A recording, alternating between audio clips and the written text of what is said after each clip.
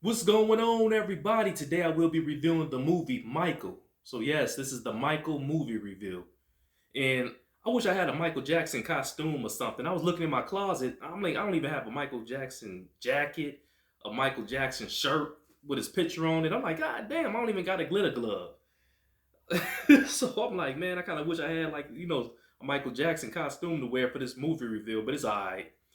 So yeah, so this movie, of course, is a biopic, and it's music slash drama, and it's 2 hours and 7 minutes long. Now, this movie shows the early life of the famous musician Michael Jackson, known as the King of Pop. Now, we already know about Michael Jackson, but when you watch this movie, you will feel bad for him because even though he has the money and fame, he never really had a childhood. It was like he was living an adult life as a young kid, so he didn't really get to experience, being a kid at all. So you will see the struggles of him trying to manage the fame and his family. Now, don't be disappointed when you see this movie. This movie doesn't show you the whole life story of Michael Jackson. It starts off in the years of 1966 through 1988. So you will see the early life of Michael Jackson. So it starts off when he's in the Jackson 5, then it ends when he was on that Bad tour of that album Bad. So you will see that. And another thing too, there's going to be a sequel to this movie. It is. So in part two, they're going to show you through the 90s through 2009. So I believe that's what part two is going to be. Now, I always get this director name all mixed up. I'm gonna see if I'm saying his name right. It's Antoine Fuqua. I hope I said that right, because I always get his name all messed up all the time, every time I say it. But he did an amazing job bringing that nostalgic feeling back. I'm telling you, I like that. He's a good director, too. He directed Training Day with Denzel Washington and the Equalizer trilogy with Denzel Washington also. So, yeah, he did a great job with this film. Now, I'm going to go over some of the cast members, not all of them, but I got to say, Jaafar Jackson, he played Michael Jackson in this film. He did a great job. 10 out of 10 for him. Man, great, amazing performance. His dance moves was on point. His emotions and his mannerisms was just like Michael Jackson. And he looked just like him, even though that's Michael Jackson's nephew playing him. But he had his looks down pat, everything. Like I just said, the mannerism, every damn thing.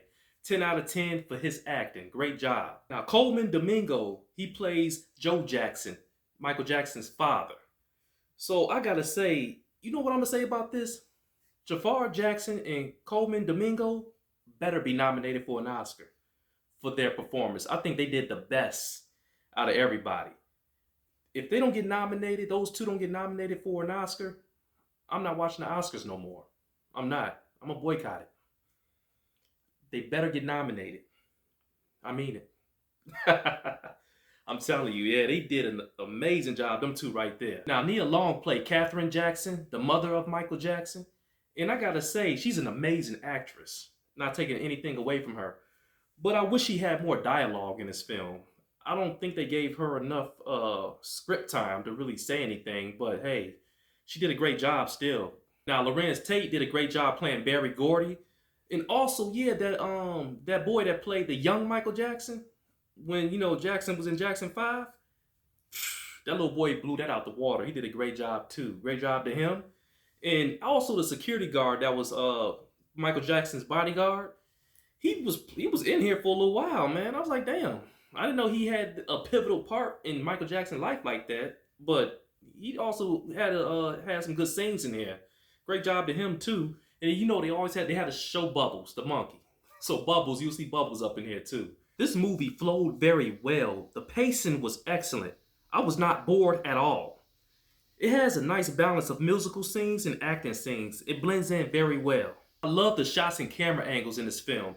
It makes you get close up and personal with Michael Jackson. I love the music. The choreography was nice. The cinematography was cool. I was like, man, good job. The production looks impeccable. If you look at the production of this film, it looks so crispy and clear. I love watching my movies like that. I love good looking movies.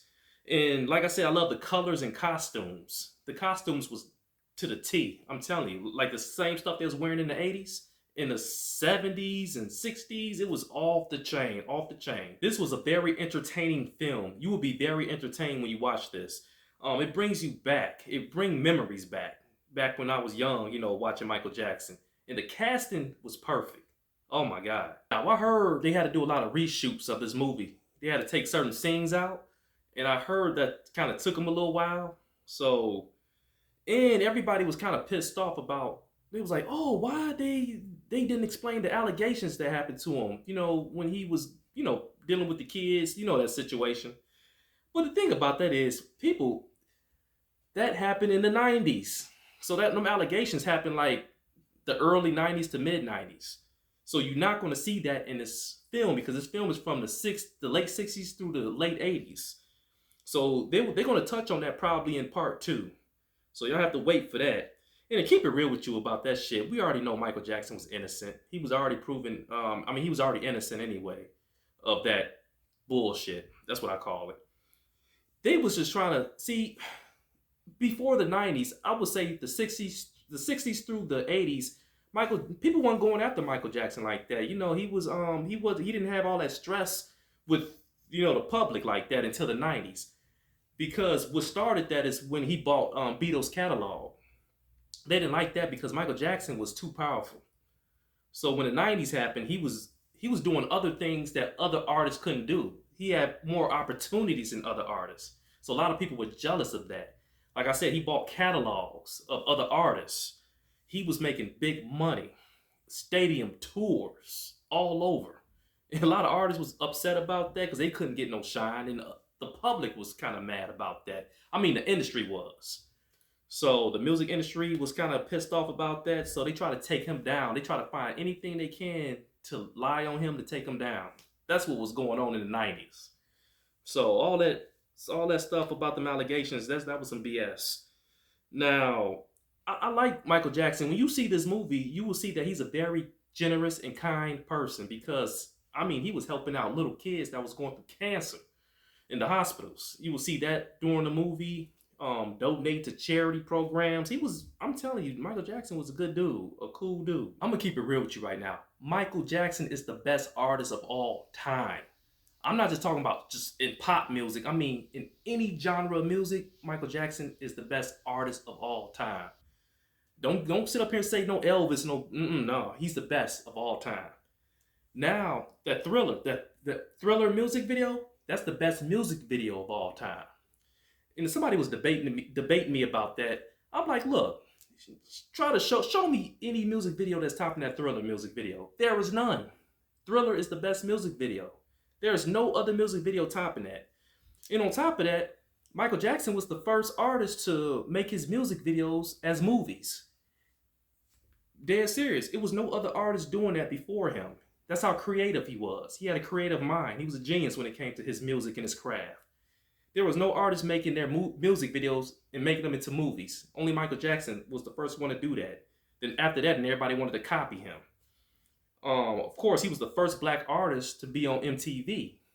So, because that situation in the 80s where MTV didn't want to have black artists on their platform. But Michael Jackson was the first one to be on MTV. Then when that Thriller came out, he took off like a rocket. That album, woo. Look, enough said with that. You already know what happened. He blew up when Thriller came out. And yeah, he's the most popular entertainer in the world. You can't knock that. Now, do I have any dislikes in this film? Not really. I have a few. I'm going to go over some real quick. Now, this movie provides no new information about Michael Jackson. It's already stuff that we already know.